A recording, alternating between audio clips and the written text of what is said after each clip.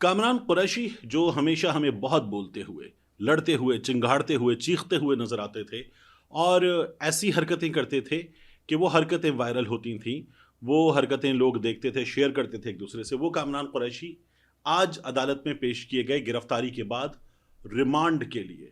اور ایک چادر جس میں ہم نے ارمغان کو دیکھا تھا، پولیس ارمغان کو لاتی تھی، ارمغان کے اوپر چادر ڈال کے، اور پھر اس کے بعد ارمغان گاڑی سے اترتا تھا، وہاں پر چادر ڈالی جاتی تھی، یا گاڑی میں بیٹھتا تھا تو ارمغان ہمت کرتا تھا، اپنے ہاتھوں سے چادر اوپر کر لیتا تھا۔ پولیس ایک سے دو بار وہ چادر گاڑی میں بٹھا کے نیچے کرتی تھی، لیکن ارمغان چادر پھر اوپر کر دیتا تھا۔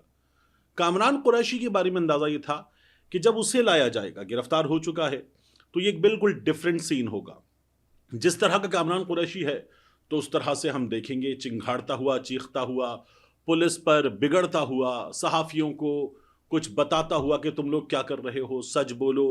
پھر وہ اللہ رب العزت کے اور اسلام کے حوالے دیتا ہے، واسطے دیتا ہے، وہ یہ تمام کام کرے گا، لیکن کچھ بھی نہیں ہوا۔ عجیب و غریب منظر تھا۔ کامران قریشی کو لایا گیا، وہ پورے وجود پر چادر ڈال کے، وہی چادر جو ارمغان کے جسم پر ہوتی تھی وہی چادر تھی، اس کو لایا گیا، وہ اطمینان سے چلا گیا۔ صحافیوں نے بات کرنے کی کوشش کی، روکنے کی کوشش کی، لیکن وہ نہیں رکا۔ پھر اس کو واپس لے جایا گیا۔ جب پولیس موبائل میں بٹھا کر، عدالت میں کیا ہوا میں آپ کو بھی بتاتا ہوں، تو کامران قریشی چلا گیا۔ صحافیوں نے پولیس کے ساتھ ساتھ چلتے ہوئے گاڑی میں بٹھانے تک بات کرنے کی کوشش کی، کامران صاحب بولتے کیوں نہیں ہیں، کیا ہوا کامران صاحب۔ صحافی تو مذاق کرنے لگے، کیونکہ وہ صحافیوں سے لڑتا تھا، چیلنج کرتا تھا، چھوڑوں گا نہیں کرتا تھا۔ تو صحافیوں نے یہ بھی کہا کہ کامران صاحب یہ گھونگھٹ اٹھائیں، چہرہ دکھائیں۔ وہ کچھ نہیں کر رہا تھا۔ پھر اس کو گاڑی میں بٹھا دیا گیا اور اس نے ارمغان کے انداز میں ہتھ کڑیوں سے وہ اٹھا دیتا، دونوں ہاتھ اس کے بندھے ہوتے تھے، ایسے اٹھا دیتا، یہ بھی نہیں کیا، بیٹھا رہا۔ صحافی یہ کہنا چاہیے پرووک کرتے رہے، بولیں بات کریں، کچھ بھی نہیں بولا۔ پھر اس کے بعد یہ ہوا کہ اس نے غالباً پولیس والے سے یہ کہا کہ، اور اس کے وکیل نے بھی ڈیمانڈ کیا، خرم عباس نے، کہ ملاقات کرنی ہے مجھے۔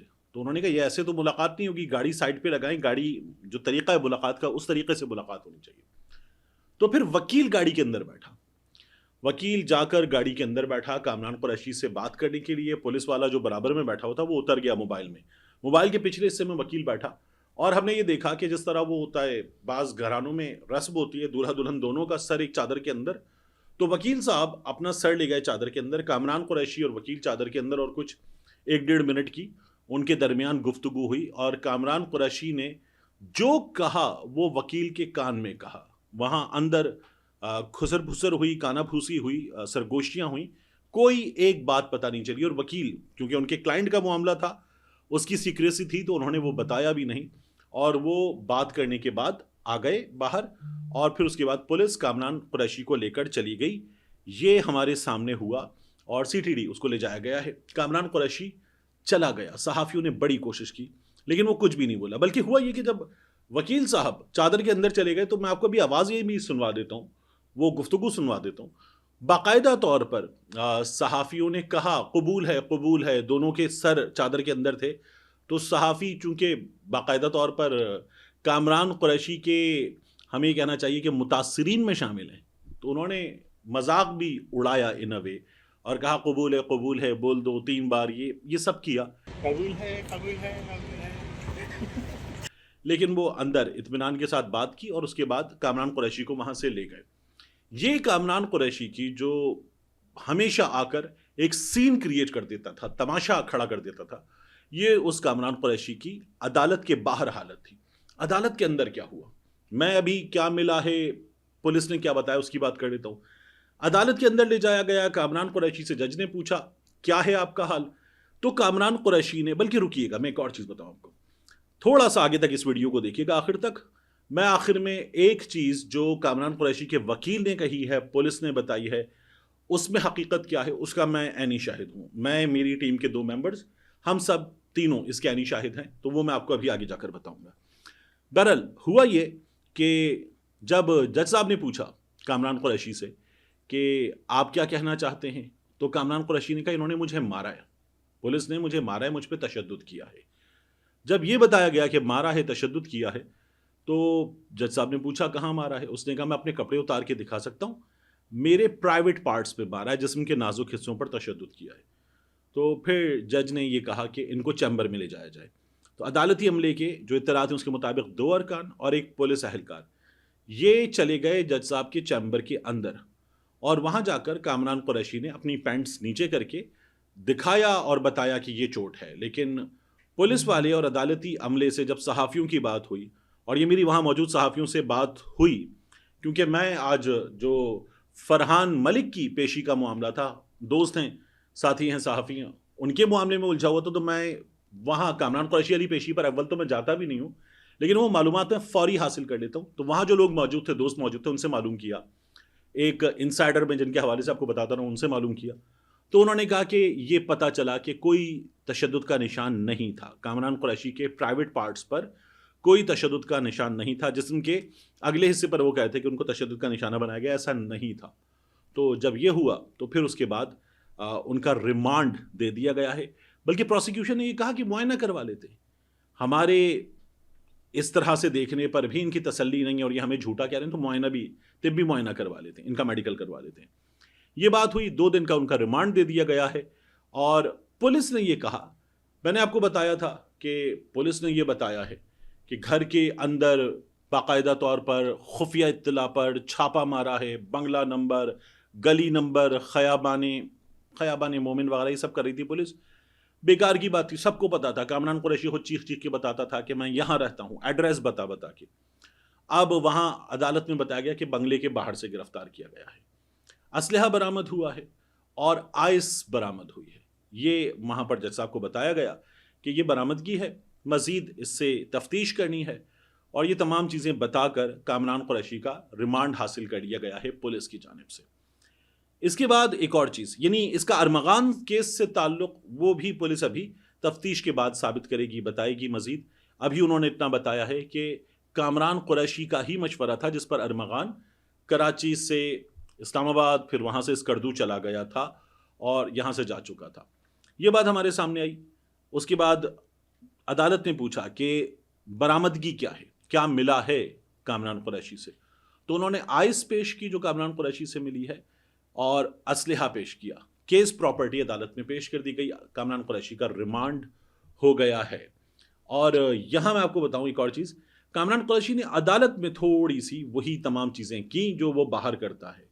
ذرا سا شور شرابہ کیا، مجھے انصاف چاہیے، میرے ساتھ زیادتی کی جا رہی ہے، پولیس زیادتی کر رہی ہے، میرے بیٹے کے ساتھ بھی زیادتی کر رہی ہے. یہ تمام چیزیں کامران قریشی نے عدالت میں ضرور کی. میں امریکن نیشنل ہوں، اور ان لوگوں نے، اس نے ایک نئی چیز بتائی کہ ان لوگوں نے میری ڈیوائسز کے ساتھ کچھ کر دیا، انہیں ہیک کر دیا ہے.